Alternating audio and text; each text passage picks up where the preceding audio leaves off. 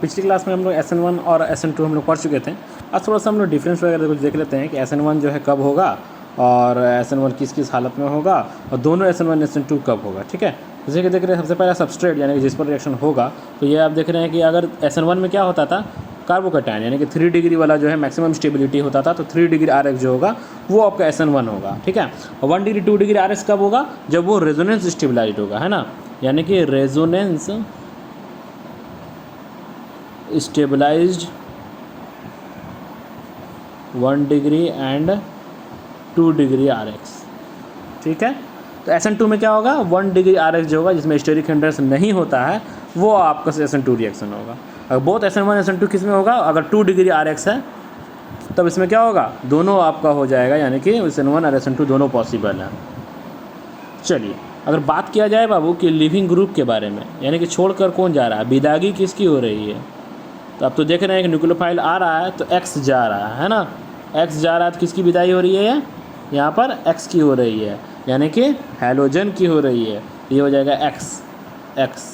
तीनों में आपका हैलोजन की विदाई हो रही है। और कौन रहा है, आ रहा है आपका प्यारा न्यूक्लियोफाइल। तो अब न्यूक्लियोफाइल के बारे में बात कर लेते हैं। बात क्या करेंगे, बात तो किया हुआ है ना कि न्यूक्लियोफाइल वीक लगता है किसमें और स्ट्रॉन्ग किस में लगता है। तो वीक न्यूक्लियोफाइल किस में लगता है, आपका SN1 में वीक लगता है और SN2 में स्ट्रॉन्ग लगता है माय डियर फ्रेंड्स। इस वीक में कैसा कैसा हो जाएगा, F- को भी वीक माना जाता है, वाटर को वीक माना जाता है, ROH को वीक माना जाता है ना। अगर वो स्ट्रॉन्ग किसको माना जाता है, आयनिक चार्ज वगैरह जितना हो जाएगा, जैसे I- हो गया, HS- हो गया, ठीक है, OH- हो गया, Br- हो गया, उसके बाद आपका हो जाएगा RO- हो गया, H2S हो जाएगा, है ना, उसके बाद Cl- भी हो जाता है, RSH भी हो जाता है ना, CN- भी हो सकता है आपका, और क्या हो सकता है, NO2 भी हो सकता है, इस तरीके का। ठीक है, तो स्ट्रॉन्ग और वीक हम लोग को ध्यान रखना है। नेक्स्ट क्या है, नेक्स्ट इसमें जो होगा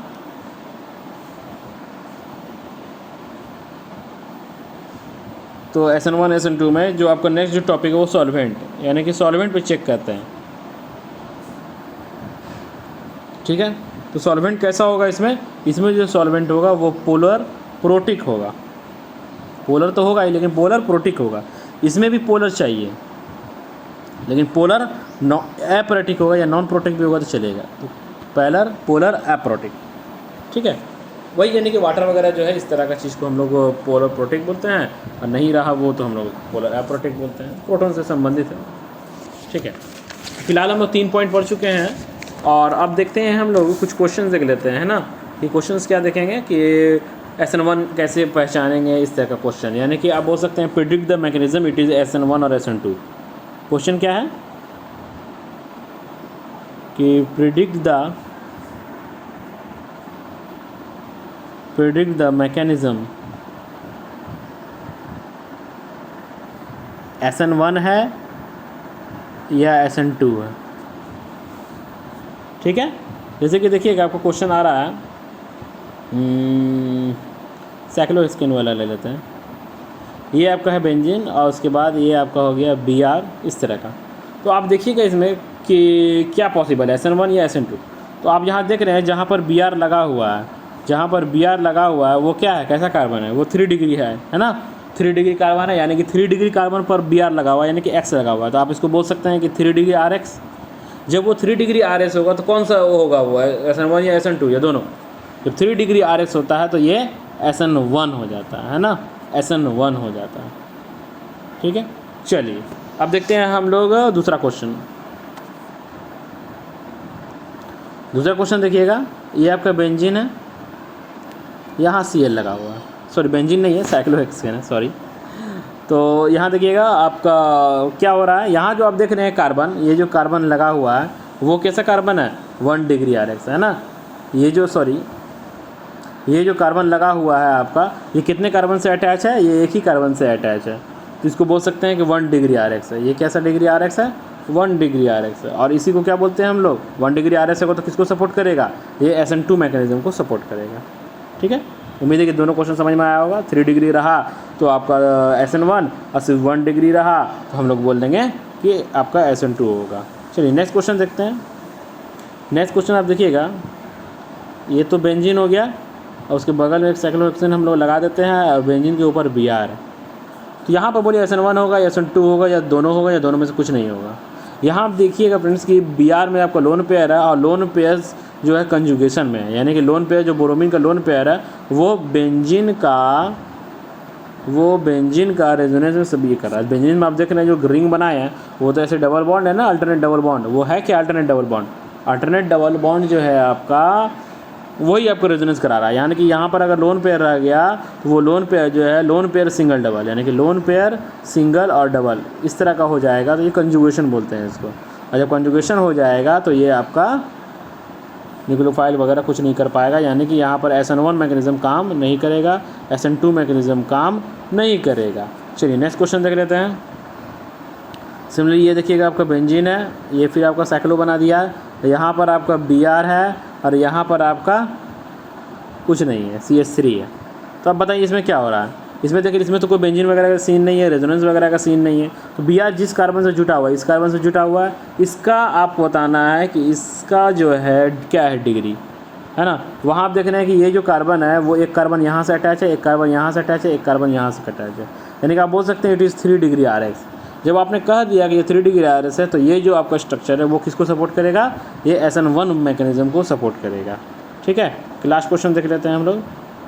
लास्ट क्वेश्चन देखिए कि ये आपका बेंजीन है और इससे जुड़ा हुआ जो है आपका इस तरीके का है और यहाँ पर I जुड़ा हुआ है। भले आप यहाँ I देख रहे क्या है, I यहाँ पर आपका रेजोनेंस में है, यानी I का जो लोन पेयर है वो रेजोनेंस में, वो तो उसको हिला नहीं सकता है कोई, है ना। रेजो के कारण आपको इसको हिला ही नहीं सकता है, इसलिए आप बोल सकते हैं SN1 नहीं होगा और SN2 नहीं होगा। ठीक है, ये हो गया आपका प्रेडिक्ट करना मैकेनिज़्म का। अब देखिए हम लोग कुछ न्यूक्लियोफाइल के ढंग से हम लोग इसको पहचानने की कोशिश करेंगे।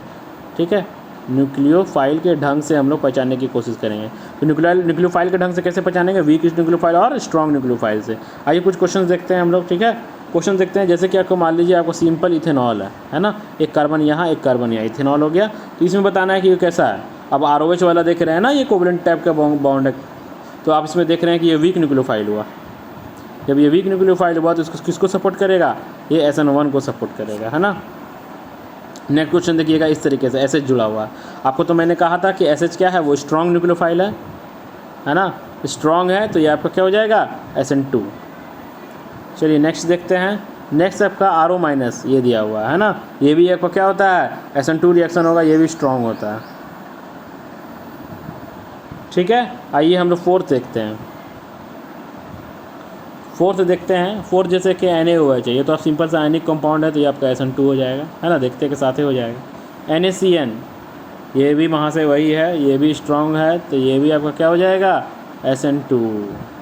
नेक्स्ट आप देख रहे हैं KNO2 जो देख रहे हैं ये भी आपका क्या है NO2- वाला, यानी कि ये भी आपका SN2 है और इसको भी स्ट्रॉन्ग बोला जाता है।